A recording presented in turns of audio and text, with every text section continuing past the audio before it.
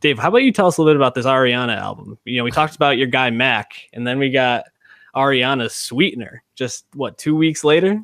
Yeah, shit. No, it's a nice follow up because I think this is Ariana's fourth album since 2013. That's kind of a lot of music, especially for a pop act as famous and successful as her. She's still really young. I think she's 25, 24, right?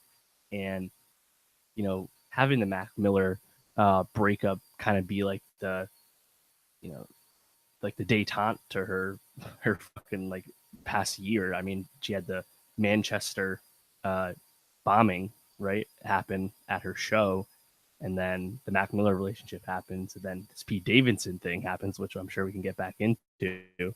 But she's been really in the news. And then I wonder if she's gonna roll out yet again. And then was it No Tears Left to Cry dropped a few months ago, which is on our Spotify playlist. Check it out. And I was like, all right, get another Ariana album, but I wasn't really sure what to expect yet again, because if you go back for her first three albums, I think Yours Truly and My Everything, they have some singles. The singles, they were successful, they were big, but there's not that many deep cuts on there. And then Dangerous Woman, I think, was getting closer. Then we have Sweetener. I think Sweetener is clearly Ariana's best album. Definitely trying a lot of new stuff with Pharrell making a lot of the beats.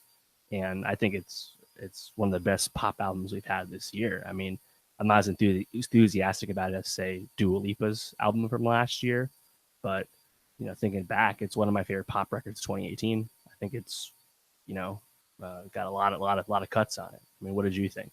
Yeah, no, I give Ariana a lot of credit because there's definitely been growth. And similar to Mitski, I think the album didn't flow that well.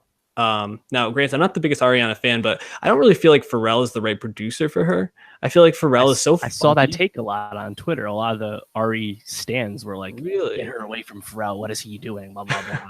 But I thought like Blazed, for example, I was like, oh, that's like exciting because she's just a good vocalist. I don't know. I thought it was different, at least. I actually felt like the production didn't allow her to show off her vocals as much. Now the beats that Max Martin produced, seemed to be a little bit more traditional for Ariana's sound. And I think that's when I started to kind of feel like, okay, this feels like Ariana a little bit more. But I appreciate her trying. The Light Is Coming, featuring Nicki, felt like Lemon Part 2 to me. But not as good. No, not nearly as good. It was like I don't know.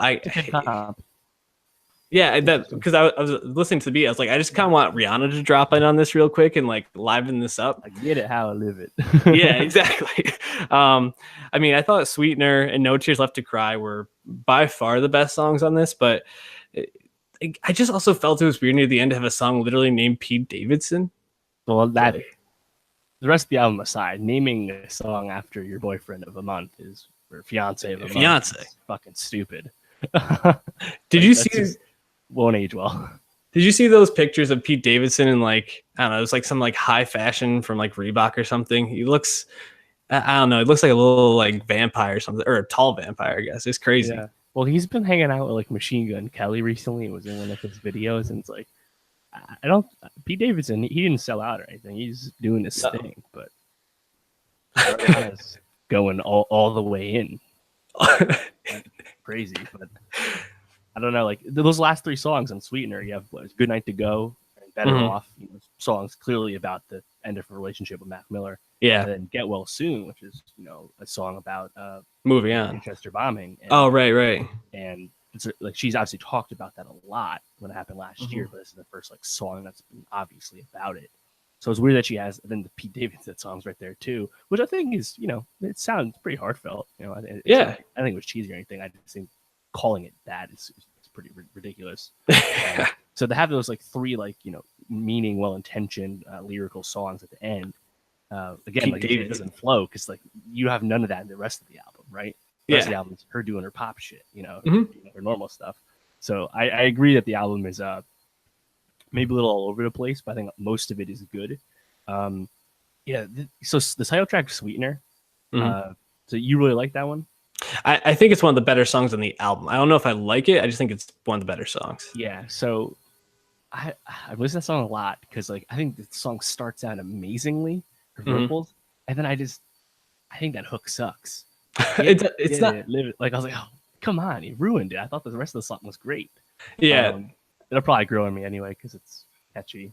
yeah. I really liked REM as well. I actually that one too. Basically, any song where Ariana got to really like use her pipes. That's kind of what I want from her. Kind of like Right. Mariah Carey or any of those like female vocalists. Obviously, Mariah Carey is the comp to her career wise at this point. But But even right now, like she's not like a Taylor Swift. She's more like a Katy Perry because she can flat out sing. So you want her to do that because that's her strength, right? Yeah. So yeah, I do agree that she just doesn't stand out as much when she's not showing off her incredible range or incredible pipes, right? Mm-hmm. So I think that's a fair critique. It's interesting because when I think about Ariana, I don't really think about her as this like mega superstar, but she's there. Like She has fucking numbers, bro. yeah, that's the thing. It's weird. And I almost Arena feel tours, like she's a capital P pop star. yeah, and it's crazy. I think one of the reasons I think about her in that way is because I mean she is a very small person just in general. So it almost kind of like reminds me of like when Justin Bieber went from being like little kid Bieber to like grown up Bieber. I felt like it happened overnight. Like all of a sudden he was having all these issues and like singing sorry. But I also think it's because like it's hard. I find it hard to like take the relationship she's had seriously. I know that's like a weird way to like judge it, but like what Ti, Mac Miller, Pete Davidson, I'm pretty Big sure Sean, Big Sean before Mac. I thought she did Ti, but maybe I'm off. Yeah, That would be interesting. Still. That's a little older. I mean, she's 25. Yeah. She's older than Bieber. So I know it's crazy. But yeah, she's like 5 feet tall, so it's tough to see her as a full woman. I get it. 5 feet tall and with like the voice of a god. It's crazy.